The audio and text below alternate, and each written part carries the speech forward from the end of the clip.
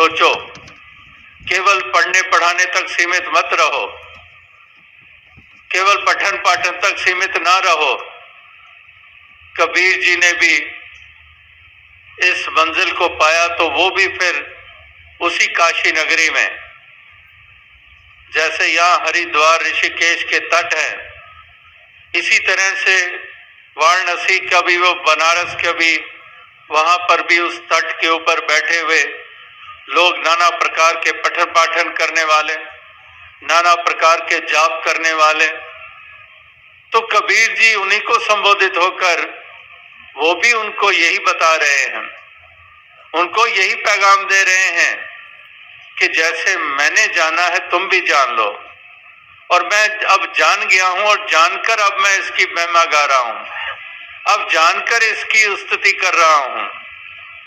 अब मैंने जाना है तो मुझे वो दृष्टि मिल गई है, और तुम अभी तक भी वहीं तक सीमित हो, तुम वहीं तक ही अभी खड़े हो जहां पहले खड़े थे, आज भी वहीं खड़े हो। तुम उस रुतबे को नहीं पा सके हो जो गुरु की कृपा के द्वारा मुझे मिल गया है। मुझे वो नजर दे दी है, अब नजर ऐसी मिली है जिसके द्वारा मैं इस सत्य को देख पा रहा हूं और घट-घट में इसकी उपस्थिति देख पा रहा हूं।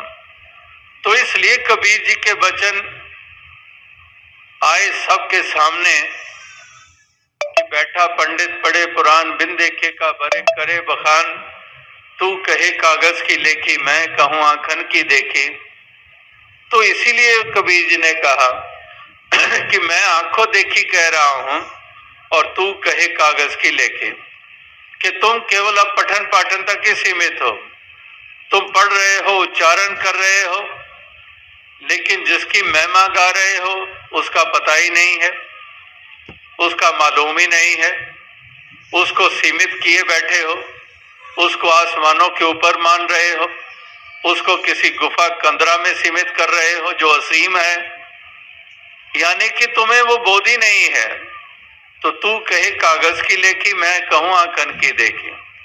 बात वही है कि पठन पाठन में कमी नहीं है, जापों में कमी नहीं है, लेकिन अगर उसके साथ बोध नहीं जुड़ा तो फिर इंसान अज्ञानता में ही रहता है। उसकी हालत वही होती है जैसे तोते की मिसाल हमने अरसे से सुनी है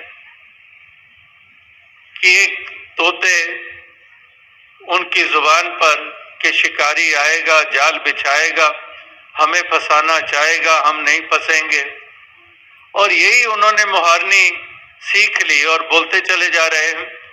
और शिकारी जाल कंधे पे उठाए हुआ उनकी तरफ आया और उसके कानों में आवाज पड़ी तोतों की कि शिकारी आएगा, जाल बिछाएगा, हमें फंसाना चाहेगा, हम नहीं फंसेंगे। ये सुनकर शिकारी मायूस हो गया कि मेरा गुजरान कैसे होगा, तो वो वापस लौटने लगा तो उसको ख्याल आया कि इतनी दूर चल के आया हूं घर से, तो ये तो सारे तोते अब पढ़ लिख गए हैं, तो शायद कोई अनपढ़ आ ही जाए, और उसने जाल बिछा दिया, दाने बिखेर दिए। अब तोते वही बोल रहे हैं कि शिकारी आएगा, जाल बिछाएगा, हमें फंसाना चाहेगा, हम नहीं फंसेंगे, ये कहते हुए ठीक जाल के ऊपर आकर बैठते हैं, दाने चुनने लग पड़ते हैं, और एक ही झटके में छलांग लगाकर शिकारी उन सब तोतों को उस जाल में बांध लेता है और कंधे पे रखकर जा रहा है घर की तरफ, और उसी कंधे में से लटके हुए जाल में तोते अब भी बोले जा रहे हैं कि शिकारी आएगा, जाल बिछाएगा, हमें फंसाना चाहेगा, हम नहीं फंसेंगे। यानी कि वहां पर केवल मुहारनी थी, केवल शब्द थे उन तोतों के पास, उनको कोई बोध नहीं था।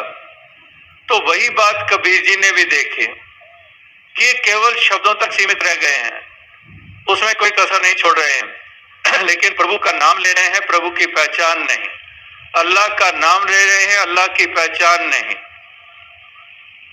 इसीलिए ये दीवारें खड़ी करते हैं, इसीलिए दरारें पैदा करते हैं, इसीलिए मन में दूसरे के प्रति घृणा का भाव रखते हैं, इसीलिए हिंसक हो जाते हैं छोटी सी बात को लेकर, क्योंकि इनको बोध नहीं है। तो ये कहां पर इनका छुटकारा होगा? तोतों की तरह कहां छुटकारा होगा? ये तो निश्चय ही जाल में बंधेंगे ही बंधेंगे, कोई छुटकारा नहीं। ऐसों की आत्मा किसी का भी छुटकारा नहीं है। इनको तो दोजख की आग में जलना ही जलना होगा। ये नियम है, ये उसूल है, युगों युगों से बने हुए हैं। तो इसलिए पार उतारा उन्हीं का हुआ, सतयुग में भी, त्रेता में भी, द्वापर में भी, कलयुग में भी। जिनको ये बोध हुआ, जिन्होंने ये सत्य को इसके असली रूप में जाना, उनकी ही दीवारें गिरी, उन्हीं की दूरियां मिटी, वही भाईचारे की भावना को से युक्त होकर भाईचारे को बढ़ावा देने में लग गए, वही दूसरों को गले लगाते चले गए। तमाम सवालों को एक तरफ रखकर केवल और केवल एक इंसानों वाली दृष्टि से देखते हुए कि ये मेरे ही मालिक के बंदे हैं, ये खुदा के परिवार का अंग है, मैं भी उसी परिवार का अंग हूं। तो इसलिए वहां पर अपनेपन का भाव मजबूत हुआ, वहां पर एक दूसरे को दुत्कारने के भाव समाप्त हुए। और जब ये ऐसी स्थिति बन गई कि जहां पर अपनेपन का भाव पैदा हो गया है, वहां पर अब बेगानेपन का भाव नहीं रहा है, वहां पर अब फिर नफरत का भाव भी नहीं रहा। अब रह गया क्या? केवल प्यार रह गया।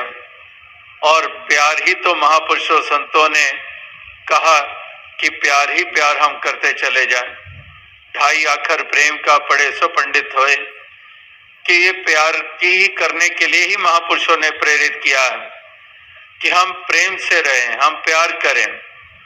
भाईचारा असल में वही होता है जहां प्रेम है, यानी कि ये प्रेम हर हृदय में बसे, तभी वो प्रेम की गंगा बहाने वाले बन जाते हैं। और जिनको ये अवस्था नहीं मिलती, वो खून की नदियां बहाने वाले बन जाते हैं।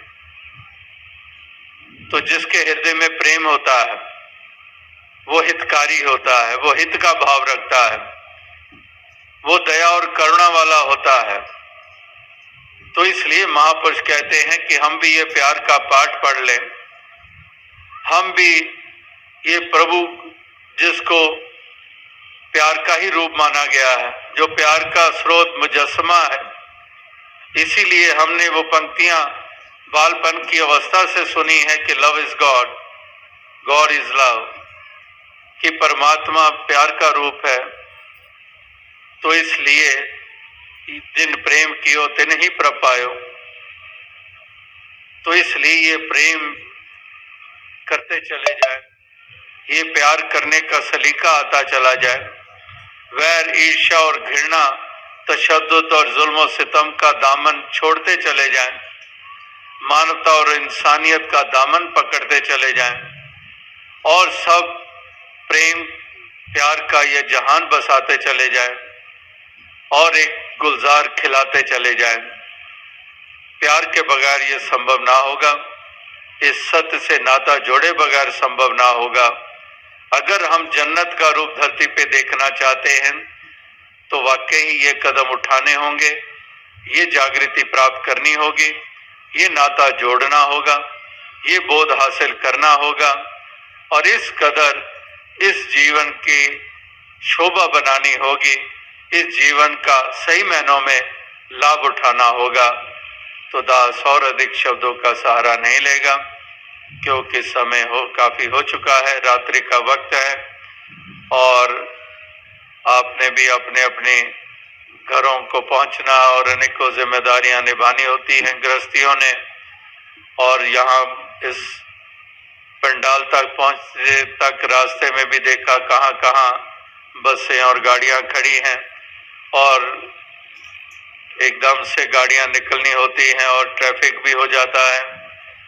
तो इसलिए शब्दों का विराम देते हुए दास आपसे इजाजत चाहेगा, वरना शब्द तो शाम से ही चल रहे हैं जब से सत्संग का आरंभ हुआ है, और जो पहले भी संदेश गीत कविता व्याख्यान के रूप में दिए गए वो कोई कम अहमियत वाले नहीं थे।